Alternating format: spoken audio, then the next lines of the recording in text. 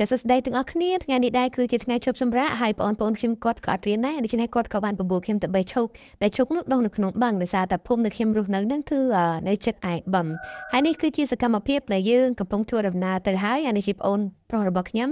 ហើយនេះគឺជាបងស្រីរបស់ខ្ញុំចាហើយដោយសារកាលពីប្រហែលថ្ងៃមុនហ្នឹងគឺមានព្រៀងធ្លាក់មីមេយ៉ាងធំចឹងហើយបងប្អូនប្រជាកសិករមួយចំនួនគាត់ក៏បានភ្ជួររាស់ដីដើម្បីត្រៀមធ្វើស្រូវស្រែភាសាហើយខ្លះទៀតក៏បានសាប់ព្រុសហើយអញ្ចឹងហើយចម្ងាយផ្លូវជិះពីផ្ទះខ្ញុំមកបឹងឈូកគឺអត់ឆ្ងាយទេប្រើរយៈពេលត្រឹមតែ5ទៅ6នាទីទេគឺពួកយើងនឹងមកដល់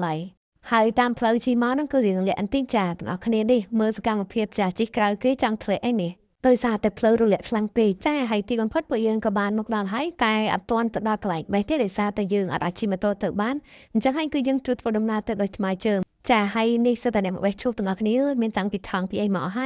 ហើយបន្ទាប់ពីយើងប្រមូលគ្នាអស់ហើយយើងក៏បានធ្វើដំណើរឆ្ពោះទៅកាន់បឹងឈូកដើម្បីបេះឈូកហើយបើម្នាក់នេះវិញគឺមានរត់ផងដើរផងព្រោះអីទៅមិនទាន់គេហើយទីបំផុតទាំងអស់គ្នាយើងក៏បានមកដល់បឹងឈូកហើយគឺថាមានឃើញផ្កាឈូកហើយនឹងផ្លែឈូកដុះច្រើនខ្លាំងមែនទែនហើយបើម្នាក់នេះវិញគ្រាន់តែឃើញផ្កាឈូកភ្លាមតែគឺថាចុះទៅបេះមិនកើតទេគឺថាមានវាន់ជាមួយនឹងកាឆែតហើយលោកដែកបេះអត់ដល់ទេហើយអូនមើលទៅទាំងអស់គ្នាគឺថាមានផ្កាឈូកហើយនឹងផ្លែឈូកដុះច្រើនខ្លាំងមែនទែនចាដូចប្រហែលជាខ្ញុំស្មានដីនេះអាចចាប្រហែលជា3ទៅ4ហិកតាចាបន្ទាប់មកទៀតយើងធ្វើដំណើរឆ្ពោះទៅមុខទៀតចាក៏ឃើញផ្កាឈូកមួយទងគឺស្រស់ស្អាតខ្លាំងមែនទែនបន្ទាប់មកទៀតគឺស្រីស្អាតម្នាក់នេះក៏បានធ្វើការលូកដៃទៅកាច់ផ្កាឈូកណាបានមកហើយនេះ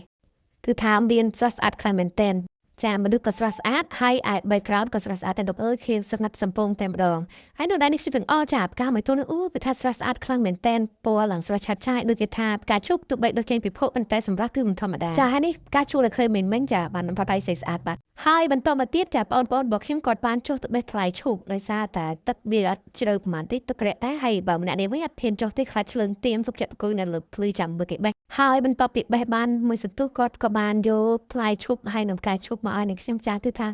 ផ្លែឈូកអត់សូវធំប៉ុន្មានទេទាំងអស់គ្នាទូចព្រោះទីឈូកធម្មជាតិដុះនៅតាមបឹងបួអញ្ចឹងណាចាហើយបន្ទាប់ពីបេះអស់មួយសន្ទុះធំនោះចាគឺបានមួយថងមកហើយតែដឹងបានអីខ្លះទេនោះមានតាំងពីផ្លែឈូកហើយខ្មៅនោះមិនដឹងជាស្អីទេចាមកហើយ